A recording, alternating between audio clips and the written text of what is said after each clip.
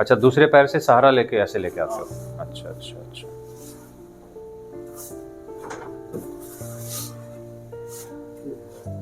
इसकी तो ये गर्दन में भी कम। हाँ, वो गर्दन में स्टिफनेस है लेकिन फिर भी काफ़ी अच्छा है। आमतौर पे एंकाइलोजिंग के पेशेंट तो पूरा झुक जाते हैं, जी। ये कम से कम सीधे तो खड़े हैं। स्पाइन में दर्द हो रहा है।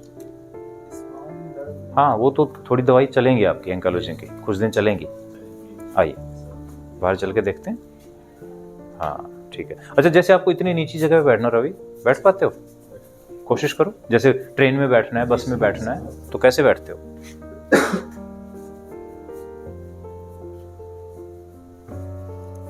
एक घुटना मोड़ा जाए। हाँ हाँ ठीक है, राइट। तो ऐसे करके बैठते हो। इस तरह अच्छा पूरा अच्छा, और पूरा जैसे पीछे लंबा सफर करना तो पीछे होके बैठोगे। लंबा सफर। हाँ, तो ऐसे पीछे गिर जाते हो, और जब खड़े होते हो फिर सहारा लेके ऐसे खड़े हो जाते हो। खड़े हो जी।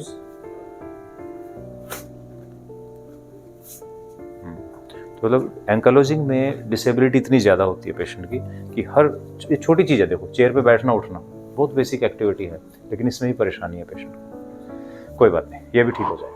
हम हैं रविराज के साथ, जो मुंगेर बिहार से आए हैं, उम्र है 26 साल। एंकाइलोजिंग स्पॉन्डिलाइटिस की दिक्कत है, पिछले 10 साल से परेशान है। Professionally he is a teacher, लेकिन इस तकलीफ के चलते वो अपनी पूरा काम जिस पोटेंशियल से वो करना चाहते हैं नहीं कर पा रहे हैं। ठीक कर रहा हूँ?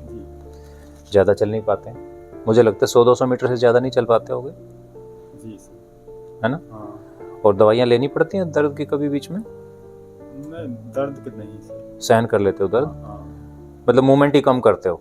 हाँ मूवमेंट। हाँ, मतलब मैं देख रहा हूँ हर चीज़ में, बेड से उतरने में, सीढ़ी चढ़ने में, हर चीज़ में पूरा डिसेबल्ड है। क्योंकि एंकाइलोजिंग में क्या होता है ना, हिप पूरे फ्यूज हो जाते हैं, मूवमेंट्स बहुत कम हो जाती हैं। पैर कितना खोल पाते हो आप?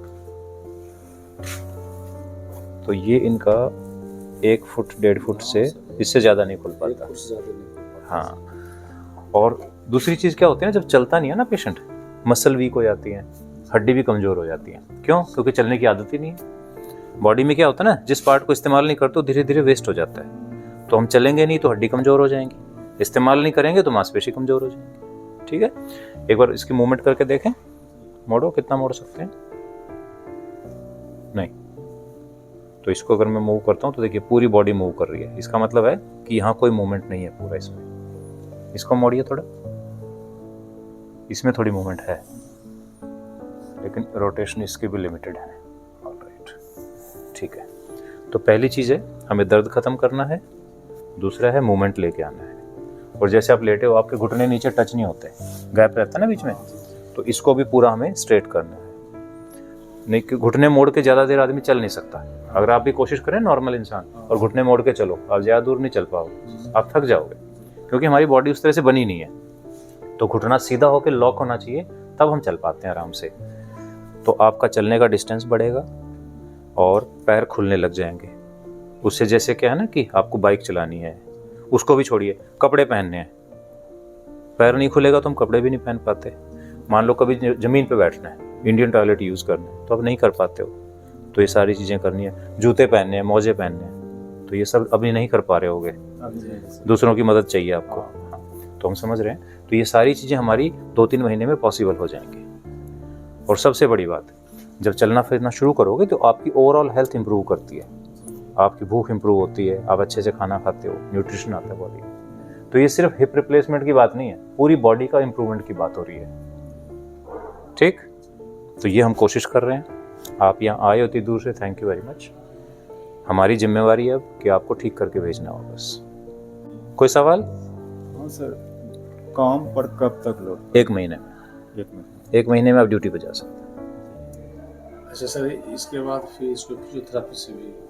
फिजियोथेरेपी 15 दिन जैसे यहाँ रहेंगे दिल्ली में, 3-4 दिन यहाँ, 10 दिन बाहर रहेंगे, तो उसी में सारी फिजियोथेरेपी इनकी कंप्लीट हो जाएगी। उसके बाद जो फिजियोथेरेपी करनी है वो इतनी सिंपल है कि आपको भी सिखा देंगे तो आप भी करवा लोगे, तो वहाँ जाके आपको ज़रूरत नहीं है। ठीक है, चलो, ऑल द बेस्ट।